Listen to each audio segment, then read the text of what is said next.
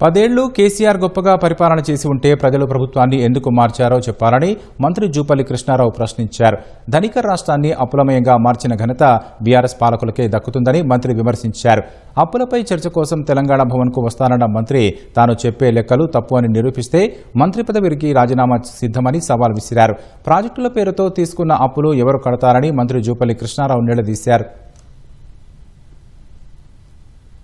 ఇంకా కొందరు జాతిపిత నేనే అని చెప్తా ఉంటారు, కేసీఆర్ చెప్తా ఉంటారు. మరి ఇంత గొప్పగా పరిపాలన చేసి ఉంటే ఎందుకు మిమ్మల్ని ప్రభుత్వం గద్దె దింపిన్రు?